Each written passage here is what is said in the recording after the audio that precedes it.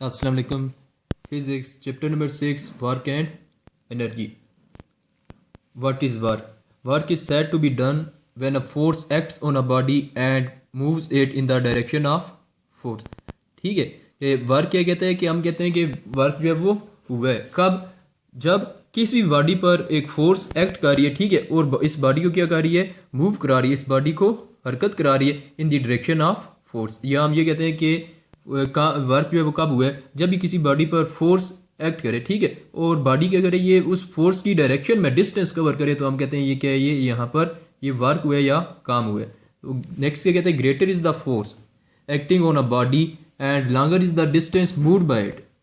कि अगर किसी भी बॉडी पर जो फोर्स है वो जो फोर्स एक्ट कर रही है, ठीक है, वो अगर ग्रेटर है और डिस्टेंस जो है वो अगर बॉडी ने ज़्यादा मूव की है, तो हम कहेंगे कि वर्क डन जो है वो लार्जर है या ग्रेटर है। Mathematically work is the product of force and displacement. Mathematically हम क्या कहेंगे, वर्क जो है वो प्रोडक्ट है किसका, फोर्स एफ का और डिस्प्लेसमेंट एस का इन द डायरेक्शन ऑफ फोर्स।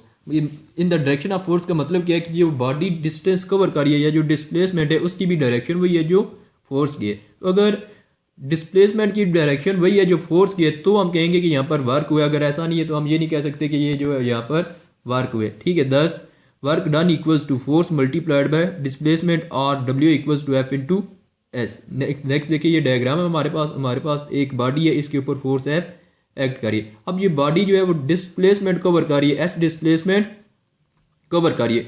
इस डिस्प्लेसमेंट की डायरेक्शन भी वही है जो कि फोर्स की डायरेक्शन थी, ठीक है। तो बॉडी ने क्या किया, डिस्प्लेसमेंट कवर किया, ये डिस्टेंस कवर किया in the direction of displacement. इसलिए हम वर्क डन को कह सकते हैं W is equal to F into S. यहाँ पर काम कितना हुआ है, ये F इंटू एस के इक्वल हुए। लेकिन क्या कहते हैं, some time force and displacement do not have the same direction. कहते हैं बाज़ दफ़ा ये होता है कि यहाँ पर फोर्स और डिस्प्लेसमेंट दोनों की डायरेक्शन सेम नहीं होती।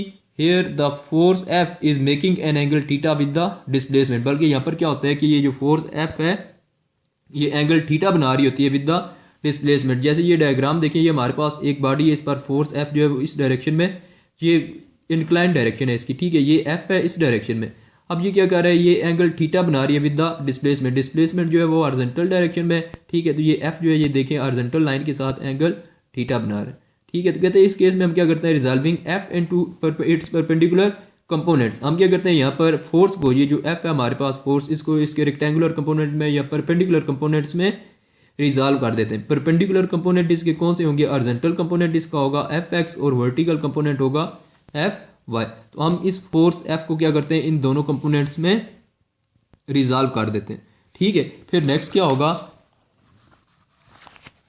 नेक्स्ट कहते हैं कि एफ एक्स जो है वो किसकी इक्वल होगा। देखिए एफ एक्स कैसे है, ये हमारे पास एफ एक्स की जो डायरेक्शन थी ये क्या थी, ये हॉरिजॉन्टल डायरेक्शन में था, ठीक है। ये एफ एक्स की डायरेक्शन थी, ठीक है, और ये जो फोर्स है ये इसकी ये वाली डायरेक्शन थी। तो कहते हैं कि F X equals to F cos theta, F Y equals to F sine theta. ये कैसे है हमारे पास, देखिए एफ जो है वो इसी डायरेक्शन में, ठीक है, और एफ जो है वो एफ वाई जो है ये एफ की डायरेक्शन है, जबकि एफ वाई की ये वर्टिकल डायरेक्शन है। अब ये कहाँ से आया हमारे पास, तो होता क्या है, ये देखिए ये बेस है, ये इसको हम कह सकते हैं ये हाइपोटेन्यूज है। तो बेस और हाइपोटेन्यूज के दरमियान कौन सी रेशियो होती है, कॉस थीटा। ये क्या होगा, cos theta equals to base divided by hypotenuse. तो एफ एक्स ओवर एफ किसके इक्वल आ जाएगा, कॉस थीटा के, एफ को उधर ले जाए, F X equals to F cos theta. Similarly ये इधर क्या है, ये परपेंडिकुलर है, ये हाइपोटेन्यूज है। तो रेशियो क्या होगी इनके दरमियान, sine theta equals to perpendicular divided by hypotenuse, ठीक है। नेक्स्ट ये क्या आ जाएगा, F Y over F equals to sine theta. फिर ये क्या बन जाएगा, F Y equals to F sine theta. तो नेक्स्ट ये क्या कहते हैं, only X component F X parallel to the displacement cause the body to move on the surface. क्या होगा कि यहाँ पर ये दो फोर्सेस को जब हमने कंपोनेंट्स में रिजॉल्व किए, ठीक है, ये एफ एक्स इसका कंपोनेंट है हॉरिजॉन्टल डायरेक्शन में, एफ वाई जो है वर्टिकल डायरेक्शन में कंपोनेंट है। तो कहते हैं इन दोनों कंपोनेंट्स में से जो एफ एक्स वाला कंपोनेंट है, सही है, सिर्फ ये क्या कर रहा है, सिर्फ यही कॉज कर रहा है बॉडी को टू मूव, कि बॉडी जो है वो सिर्फ इसी की वजह से मूव कर रही है, ठीक है। एफ वाई की वजह से बॉडी जो है वो बिल्कुल भी मूव नहीं कर रही, ठीक है। तो नेक्स्ट फिर क्या होगा, कहते हैं कि यहाँ पर and not the Y component F Y की वजह से जो बॉडी है ये बिल्कुल भी मूव नहीं कर रही। अब क्यों नहीं मूव कर रही? देखिए एफ वाई किसके इक्वल है? एफ साइन थीटा के। तो यहाँ पर एफ वाई क्या होगा? अगर हम परपेंडिकुलर कंपोनेंट लें, ठीक है, तो कहते हैं कि ये इसकी वजह से क्यों बॉडी जो है ये मूव नहीं कर रही। असल में है क्या यहाँ पर? कहते हैं कि ये वर्टिकल कंपोनेंट जो है ये अपवर्ड डायरेक्शन में एक्ट कर रहे हैं। तो बॉडी सिर्फ तभी मूव करती है जब बॉडी की और डिस्प्लेसमेंट की डायरेक्शन सेम हो। तो एफ वाई देखिए ये हॉरिजॉन्टल डायरेक्शन के साथ या डिस्प्लेसमेंट के साथ कौन सा एंगल बना रहा होगा? ये एंगल 90 डिग्री का बना रहा है। अगर हम यहाँ पर पुट कर दें F Y equals to F sine 90 degree, ठीक है, तो फिर ये क्या हो जाएगा? F Y equals to F into sine 90। Sine 90 क्या होता है?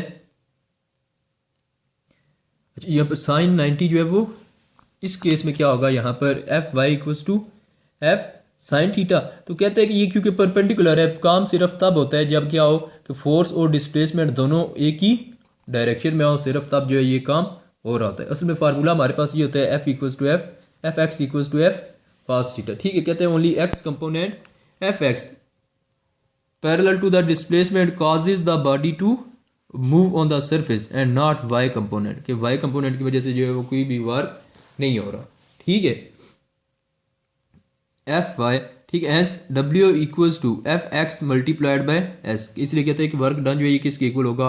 F dot S equals to, ठीक है, W is equal to F cos theta into S. तो डब्ल्यू किसके इक्वल होगा? F S cos theta. ये एफ एक्स किसके इक्वल था? इधर हमने एफ एक्स की वैल्यू पुट की है एफ कॉस थीटा, इसलिए डब्ल्यू फिर वर्क डन क्या आ गया? F S cos theta. कहते हैं वर्क इज डन। वर्क कब होता है? when a force acting on a body displaces it in the direction of force, कि जब भी एक फोर्स जो है वो एक बॉडी पर एक्ट कर रही है और इसको क्या कर रही है? डिस्प्लेस कर रही है, मूव करा रही है, किस डायरेक्शन में? फोर्स की डायरेक्शन में। नेक्स्ट क्या कहते हैं? Work is a scalar quantity. Work है एक स्केलर क्वांटिटी है। It depends on force acting on the body. ये किसके ऊपर डिपेंड कर रही है? उस फोर्स के ऊपर डिपेंड कर रही है। ये देखिए किसके इक्वल है? F S cos theta. तो कहते हैं इस फोर्स के इक्वल, इस फोर्स पर ये वर्क जो है वो डिपेंड कर रहा है जो कि बॉडी पर एक्ट कर रहा है। और किस पर है? डिस्प्लेसमेंट। ये एस क्या है? यहाँ पर मैग्नीट्यूड ऑफ डिस्प्लेसमेंट है। नेक्स्ट क्या है? डिस्प्लेसमेंट के ऊपर वर्क जो है वो डिपेंड कर रहा है। और क्या है?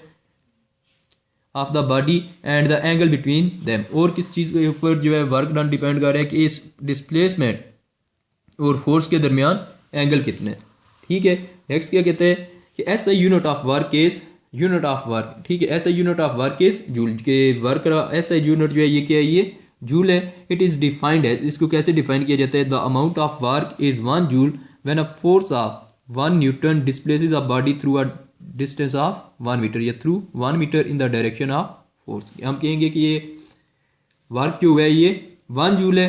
कब? When a force of 1 Newton, जब 1 न्यूटन की फोर्स डिस्प्लेसेस अ बॉडी, ठीक है, थ्रू 1 मीटर, 1 न्यूटन की फोर्स बॉडी को मूव करा रही है या डिस्प्लेस करा रही है, कितना? 1 मीटर के इक्वल। फिर हम कहेंगे वर्क डन जो है ये कितना, किसके इक्वल है? ये 1 जूल के इक्वल है। तो 1 जूल के इसके इक्वल होगा। फोर्स देखिए यहाँ पर कितनी है? 1 न्यूटन है, डिस्टेंस 1 मीटर है, या डिस्प्लेसमेंट 1 मीटर है। तो वर्क क्या होता है? W F into S, 1 newton into 1 metre, ठीक है।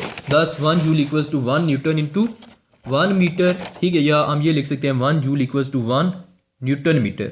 Joule is a smaller unit of work. ये जो जूल है ये क्या है? ये काम का बहुत ही छोटा सा यूनिट है, ये वर्क का बहुत छोटा यूनिट है। इट्स बिगर यूनिट्स आर, इसके बड़े यूनिट्स कौन से होते हैं? 1 किलो जूल, ठीक है, equals to 1000 joule equals to 10 raise to the power 3 joule. Next क्या होता है? 1 मेगा जूल। ये किसके इक्वल है?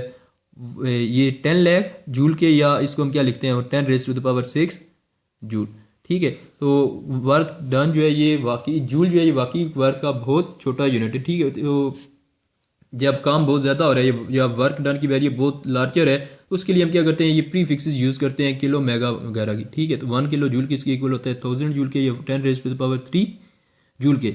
जबकि 1 मेगा जूल ये किसके इक्वल होता है? 10 लाख जूल के, या 10 raise to the power 6 joule के, ठीक है। तो वर्क हमेशा तब होता है जब किसी भी बॉडी के ऊपर फोर्स जो है वो एक्ट करे और बॉडी जो है इस फोर्स की डायरेक्शन में डिस्प्लेसमेंट कवर करे, तब हम कह सकते हैं कि ये यहाँ पर वर्क हुआ है, ठीक है। ओके, अल्लाह हाफिज़।